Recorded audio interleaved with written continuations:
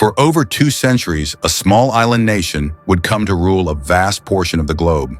At its zenith in the 1920s, the British Empire held sway over more than 450 million people and covered over a quarter of the Earth's landmass, resulting in the largest empire in human history. It was an empire built on military might, economic dominance, and shrewd political maneuvering that seemed, for a time, invincible. However, the very foundations of its power, the conquest, the trade, and the political games, contained the seeds of its own destruction. This is the story of how the British Empire conquered the world and why its collapse was not just inevitable, but astonishingly swift. But how did such a small island nation become the largest and most powerful empire the world has ever seen? And how did it all unravel in the span of a single lifetime? The origins of the British Empire are not found in a grand design for world domination. Rather, they begin with the far more practical concerns of rivalry and profit. In the late 16th century, England was a second-rate power, nervously watching as Spain and Portugal grew fantastically wealthy from their American empires. Driven by a desire to catch up, English sailors, often little more than state-sanctioned pirates, began to challenge Spanish dominance on the high seas.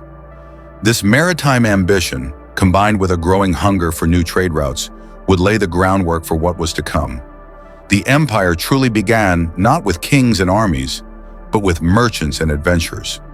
In 1600, a group of investors received a royal charter to form the East India Company, a private corporation granted a monopoly on trade with the East. This was not a government initiative, but a commercial one.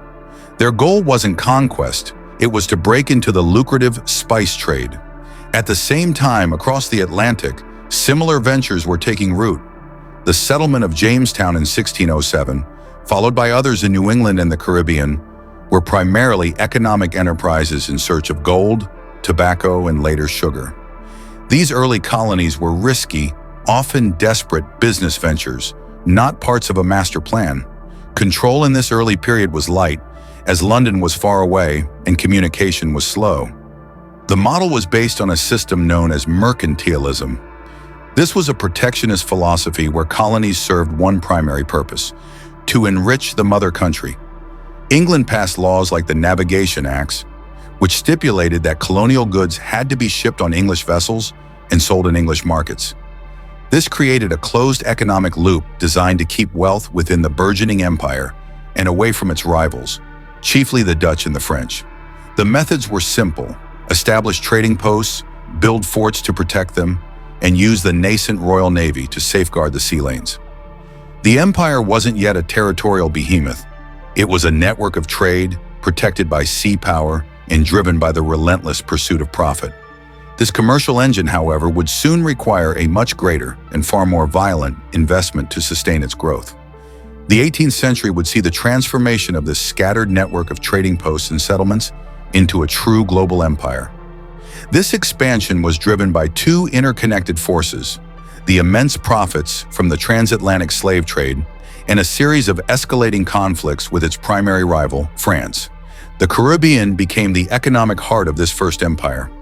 Islands like Barbados and Jamaica were turned into vast sugar plantations, worked by millions of enslaved Africans, brutally captured and transported in the horrors of the Middle Passage. This triangular trade was monstrously profitable. British ships carried manufactured goods to Africa, exchanged them for enslaved people, and then returned to Britain laden with sugar, cotton, and tobacco. The wealth generated from this system was staggering, funding the growth of British industry and, critically, the financing of its military. This growing economic power put Britain on a direct collision course with France, which also had significant colonial ambitions. The rivalry culminated in the 7 Years' War, a conflict some historians consider the first true world war. Fought across continents and oceans, the British victory in 1763 was decisive. France was ejected from Canada, and its influence in India was shattered. In India, this victory was not won by the British government directly, but by the private army of the East India Company. A key moment came in 1757 at the Battle of Plassey. Here, a company official named Robert Clive, through a combination of military audacity and outright bribery, defeated the far larger army of the Nawab of Bengal and his French allies. This single victory effectively made the East India Company the de facto ruler of Bengal, India's wealthiest province. This marked a pivotal shift from a focus on trade to one of governance. The company began collecting taxes, administering justice, and expanding its territory, blurring the lines between a commercial enterprise and a sovereign state. By the end of the 7 Years' War, the First British Empire was at its zenith. It dominated North America, controlled the most profitable islands in the Caribbean, and had a firm, expanding grip on the Indian subcontinent. Its power was underpinned by the Royal Navy, which now ruled the waves.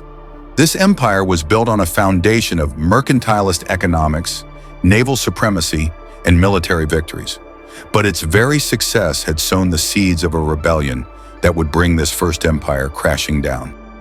The ink was barely dry on the treaties confirming Britain's global dominance when the empire would suffer a stunning and humiliating blow. The 13 American colonies, feeling stifled by trade restrictions and angered by taxation without representation, rose in rebellion. After a long and costly war, Britain was forced to concede defeat in 1783, marking a sea change for the British Empire. This defeat forced a radical strategic rethink. British colonial efforts now shifted decisively towards Asia, the Pacific, and Africa, a move often referred to as the swing to the east. The jewel in this new imperial crown was India. Following the shock of the American loss, British control in India was consolidated. For decades, the East India Company had continued its piecemeal conquest, but in 1857, this system exploded. A massive rebellion erupted across northern India, known in Britain as the Indian Mutiny, but in India as the First War of Independence. Sparked by a rumor about rifle cartridges, the conflict was brutal and shook the foundations of company rule. After its suppression, the British government dissolved the company and assumed direct control, marking the birth of the British Raj. It was during this period that the British refined one of their most effective methods of control: divide and rule. Administrators exploited existing religious and social divisions to prevent unified opposition, fostering rivalries that would have long-lasting consequences. Simultaneously, the empire expanded into the Pacific.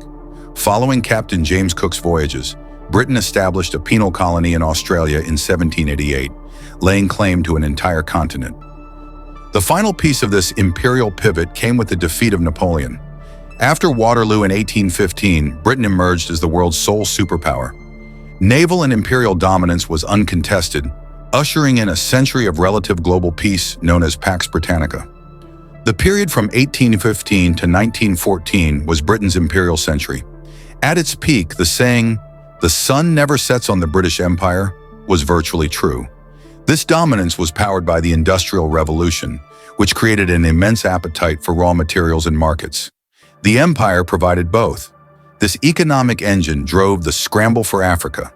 Motivated by economic interests, competition with Germany, and racial ideology, European powers carved up Africa. Britain secured a massive share. Cecil Rhodes dreamed of a British Africa stretching from the Cape to Cairo. To govern, Britain expanded its use of indirect rule through local chiefs. Control was maintained through hard and soft power. Hard power came from the Royal Navy and colonial armies. Soft power came from infrastructure, railways, ports, telegraphs, built mainly to move troops and extract resources. By 1902, the All-Red Line connected the empire by telegraph. Ideology also played a role. The civilizing mission justified rule by portraying Britain as a bringer of progress. English education created local elites who ran the system. Yet beneath this facade lay exploitation and racial hierarchy. The British peace existed only on British terms, but this global system was about to be tested by World War. However, even at its height, the empire showed signs of stress. The Boer Wars exposed military weaknesses and damaged Britain's moral reputation. Meanwhile, British ideals of liberty inspired colonized peoples. In India, educated leaders formed the Indian National Congress. Nationalist movements spread from Egypt to Ireland. World War I accelerated these pressures. The war bankrupted Britain, shifting it from a creditor to a debtor nation. Colonies provided over 1 million soldiers. Their sacrifices fueled demands for self-determination. After the war, Woodrow Wilson's ideas inspired nationalist movements worldwide. In response, Britain loosened its grip. The Statute of Westminster in 1931 recognized Dominion independence within the Commonwealth. But for non-white colonies like India, freedom was harder. Gandhi mobilized mass resistance that Britain struggled to contain. The empire remained vast but increasingly fragile. If World War I cracked the empire's foundations, World War II shattered them. Britain emerged victorious but economically ruined and militarily diminished. The fall of Singapore in 1942 destroyed the myth of imperial invincibility. The post-war world belonged to the US and the Soviet Union, both hostile to colonialism. Britain, dependent on American aid, faced immense pressure to decolonize. India was the first to go. Britain's government recognized that holding India was impossible. In 1947, India gained independence. But the rushed partition into India and Pakistan caused horrific violence. The loss of India signaled the beginning of the end. Decolonization swept through Africa and Asia. Ghana's independence in 1957 triggered a chain reaction. By the late 1960s, over 20 territories had become nations. The 1956 Suez Crisis exposed Britain's reduced status. Forced by the US to withdraw from Egypt, Britain realized it was no longer a global power. The imperial dismantling continued. The final symbolic act came in 1997 with the handover of Hong Kong to China. Although Britain still holds 14 overseas territories, this moment marked the functional end of its empire. The British Empire rose through naval dominance, commerce, and political manipulation. It ruled through a blend of force, economic exploitation, and cultural imposition. Its fall was driven by forces it helped create: global war, rising nationalism, and a new world order led by superpowers. Its legacy is deeply contested. It left language, law, and infrastructure, but also exploitation, violence, and borders that fuel modern conflict. Though gone, its echoes still shape global politics, economics, and culture. Understanding this epic story is essential to understanding the modern world. If you found this analysis compelling, be sure to subscribe for more deep dives into the events that shaped our world. And let us know your thoughts on the legacy of the British Empire in the comments below.